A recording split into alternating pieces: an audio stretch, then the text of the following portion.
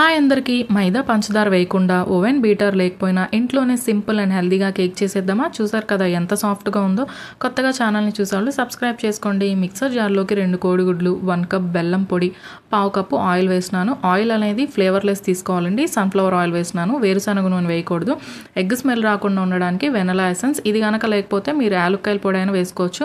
3 table spoons కాచి చల్లార్చిన పాలను వేసి ఇలా మెత్తగా మిక్సీ పట్టుకోవాలి. ఈ మిశ్రమాన్ని ఒక బౌల్లోకి తీసుకొని జల్లించుకునేది పెట్టి 2 కప్పులు గోధుమ పిండి, బేకింగ్ సోడా, బేకింగ్ పౌడర్ వేసుకొని జల్లించుకోవాలి. ఇలా జల్లిస్తే కనుక కలిపేటప్పుడు పిండి అనేది ఉండలేం రాకుండా ఉంటుంది. ఇలా జల్లించుకున్న తర్వాత బాగా కలుపుకోవాలి. కలిపేటప్పుడు మీకు ఏమైనా పిండి గట్టిగా అనిపిస్తే కనుక కొంచెం పాలను వేసుకుంటూ కలుపుకోవాలి. ఇలా ఒక 5 నిమిషాల పాటు బాగా బీట్ చేసుకుంటే కనుక కేక్ అనేది సాఫ్ట్గా వస్తుంది. బ్యాటర్ కన్సిస్టెన్సీ ఇలా ఉంటే సరిపోతుంది. ఇప్పుడు కేక్ ట్రేకి ఆయిల్ అనేది అప్లై చేస్తున్నాను. మీ దగ్గర కేక్ ట్రే లేకపోతే మందంగా ఉండే అల్యూమినియం పాత్ర అయినా తీసుకోవచ్చండి. ఇక్కడ బటర్ పేపర్ కనుక లేకపోతే పిల్లల నోట్బుక్లో పేపర్ ఉంటుంది కదా, దాన్ని ఇలా కట్ చేసి పెడుతున్నాను. కేక్ అనేది ఎక్కువ అడుగంటకుండా ఉంటుంది ఇలా వేయడం వల్ల.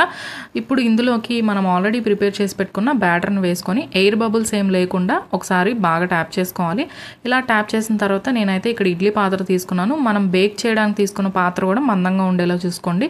అడుగున ఒక ప్లేట్ పెట్టేసి కేక్ ట్రైన్ కూడా పెట్టేసి క్లోజ్ చేసి ఫస్ట్ 10 నిమిషాలు మీడియం ఫ్లేమ్లో పెట్టాలి. తర్వాత లో ఫ్లేమ్ పెట్టండి. ఒక అరగంట తర్వాత ఒకసారి చెక్ చేసుకోండి. కేక్ కంప్లీట్గా బేక్ అవ్వడానికి నాకైతే 45 మినిట్స్ పట్టిందండి. నైఫ్తో ఇలా ఒకసారి గుచ్చి చూస్తే ఏం అంటుకోకపోతే కంప్లీట్గా బేక్ అయిపోయినట్టే. బయటికి తీసిన తర్వాత వేడి మీద కట్ చేయకండి. పూర్తిగా చల్లారిన తర్వాత మాత్రమే కట్ చేసుకోండి. గోధుమ పిండి బెల్లం వేసాం, కేక్ గట్టిగా వస్తుందేమో అని డౌట్ పడాల్సిన అవసరమే లేదండి. కేక్ చాలా సాఫ్ట్గా వస్తుంది. టేస్ట్ కూడా చాలా బాగుంటుంది. పిల్లలకి కేక్స్ అంటే ఎంత ఇష్టమో తెలిసిందే కదా. హెల్దీగా చేయాలంటే ఈ రెసిపీని ఖచ్చితంగా ట్రై చేసి చూడండి.